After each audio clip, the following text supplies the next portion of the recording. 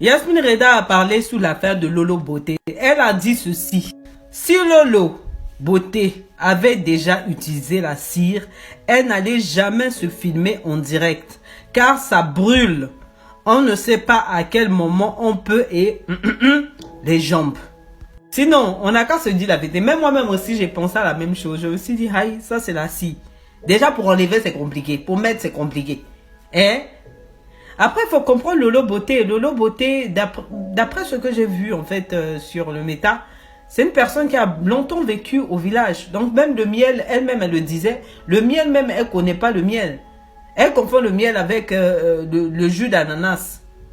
Donc il faut la comprendre en fait. Donc les gens qui sortent du village et puis qui ont grandi dans le village, qui découvrent la ville et puis qui découvrent la France là même, c'est comme ça ils sont.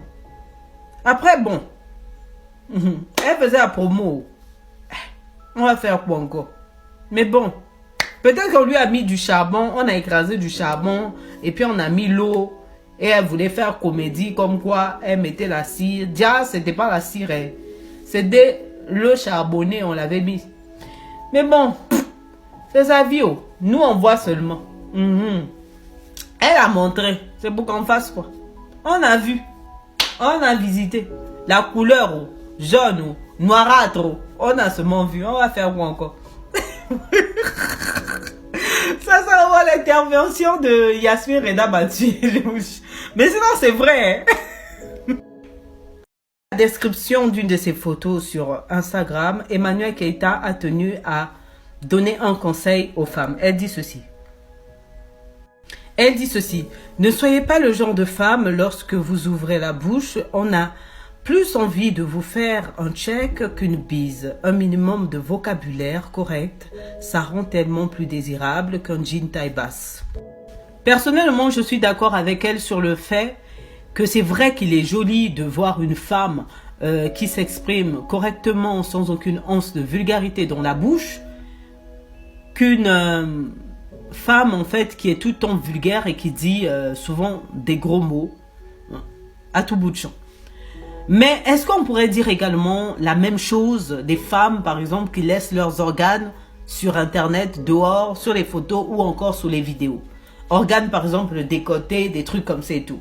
Est-ce qu'on pourrait dire d'elle également que on peut vivre longtemps ou bien penser au mariage avec une femme qui s'habille décemment qu'une femme qui laisse ses organes dehors? Voilà pourquoi, en fait, d'un point de vue, je suis d'accord et de l'autre, je ne suis pas d'accord en fait. Parce que l'habit ne fait pas le moine et une personne peut être vulgaire, mais peut être également correcte au fond d'elle. Tout comme une personne peut être correcte, bienveillante, tout ce que tu veux, qui s'exprime sans aucune once de vulgarité en elle, mais qui peut être la plus vulgaire dans la vie. Donc je me dis que vraiment son discours, sincèrement, je suis un peu mitigée. Bon, je vais parler de l'affaire Diana Mbouli. Sincèrement, je ne comprends pas pourquoi les gens sont offusqués du fait qu'elle raconte son vécu en fait. Elle dit qu'elle ne se sent pas soutenue par les siens. Elle dit qu'elles se sont boycottées par les siens, pardon. Elle dit également que voilà, qu'au niveau professionnel, souvent on lui met les bâtons dans les roues. Si c'est son ressenti, si c'est son vécu, c'est normal qu'elle le raconte. Je ne vois pas pourquoi ça vous blesse autant. Et en plus, quand une personne dit ça, ben ne lui donnez pas raison dans cette affaire. Dans ce cas, apportez-lui du soutien. Dans ce cas, remettons-nous en question, bien remettez-vous en question pour que les jours soient meilleurs, pour qu'elle ne voit plus les choses de cette façon. En gros. En plus, moi, lors d'un live, dans lequel on était Stéphanel, Diana Mbouli et moi, dans le live, Diana Mbouli a même précisé « J'aime mon pays plus que tout.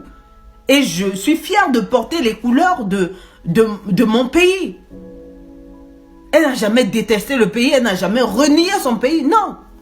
Mais c'est juste que elle demande à être soutenue par les siens. Qu'est-ce que vous n'avez pas compris en fait dans ce qu'elle a dit? Hein? Et elle-même sait bien. Moi, je ne suis pas fière de mon pays. Moi, je déteste mon pays par-dessus tout. Mais il y a une raison à toute chose. Moi, par exemple, j'ai vécu une maltraitance pendant mon enfance où j'ai perdu un bout de mon oreille qui a été recousu. Et je ne me suis pas sentie protégée par l'État. C'est normal que je ressens autant de haine.